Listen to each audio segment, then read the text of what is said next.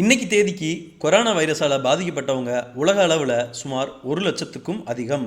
இறந்தவர்களோட எண்ணிக்கையும் சில ஆயிரங்களை தாண்டிடுச்சு.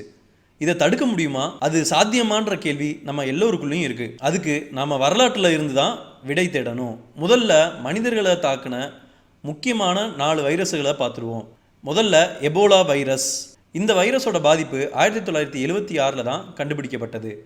உலகம் முழுக்க பல இடங்களில் இதோட பாதிப்பு இருந்தாலும் ஆப்பிரிக்க கண்டத்தில் தான் அதிகமான பாதிப்புகள் மற்றும் உயிரிழப்புகள் இருந்திருக்கு. காங்கோ நாட்டில் இருக்க எபோலான்ற நதிக்கு பக்கத்தில் இருக்கக்கூடிய பகுதிகளில் முதல்ல இந்த வைரஸ் கண்டுபிடிக்கப்பட்டதால் இதுக்கு அந்த நதியோட பேரையே வச்சுட்டாங்க.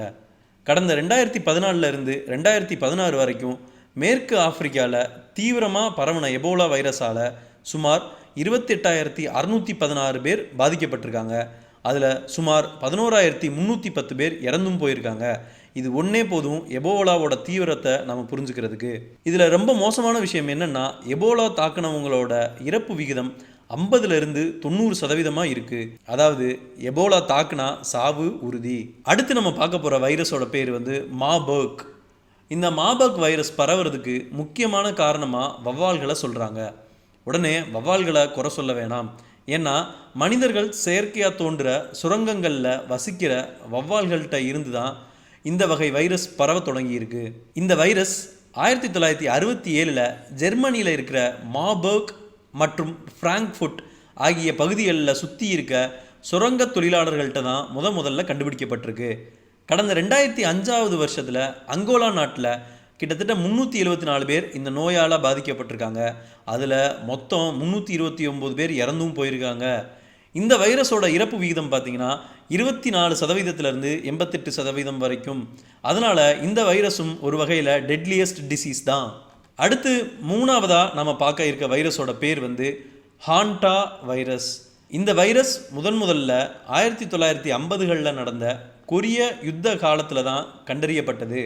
ஆனால் இது 1993 அமெரிக்காவோட தென்மேற்கு பகுதிகளில் தீவிரமாக பரவ தொடங்குச்சு. இந்த வைரஸ் முதல்ல எலிகள், அணில்கள், முள்ளம்பன்றி ஆகிய விலங்குகளில் பாதிச்சு அந்த விலங்குகள்கிட்ட இருந்து மனிதர்களுக்கு பரவ தொடங்குச்சுன்னு ஆய்வுகள் சொல்லுது.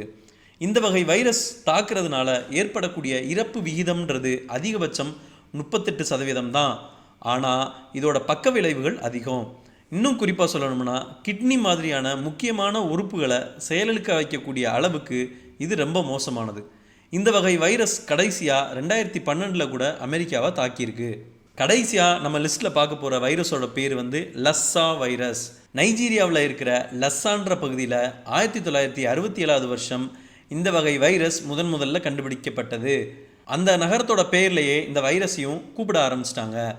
இந்த லஸ்ஸா வைரஸால் ஏற்படக்கூடிய இறப்பு விகிதம் 20% இருந்தாலும் வருஷத்துக்கு சுமார் 5000 உயிர்களை காவு வாங்கிடுது இந்த லஸ்ஸா வைரஸ். ஒரு வருஷத்துக்கு சுமார் 3 லட்சம் பேர் வரைக்கும் இந்த கிருமியால் பாதிக்கப்படுறாங்க. இதில் ஒரு கொடுமை என்னன்னா, இந்த நோய் தாக்கம் நமக்கு இருக்குன்றதுக்கான அறிகுறி பெரும்பாலான சமயங்களில் வெளியே தெரியவே தெரியாதாம். ஒரு சில பேருக்கு மட்டும் தலைவலி, காய்ச்சல், உடம்பு வலி, வாந்தி மாதிரியான சிம்டம்ஸ் வெளியே தெரியுதாம். சரி, எதுக்கு இந்த வைரஸோட வரலாறை நாம் தெரிஞ்சுக்கணும்? ஏன்னா நம்ம சமுதாயம் கொரோனா மாதிரியான வைரஸுகளோட அளவுக்கு இன்னும் மோசமான பல நோய்களை பார்த்துருக்கு. அந்த நோய்களில் இருந்து கடந்து குணமாகவும் செஞ்சுருக்கு.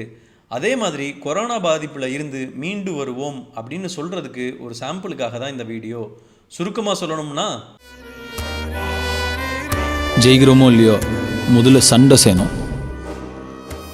அடுத்த வீடியோவில் சந்திப்போம்.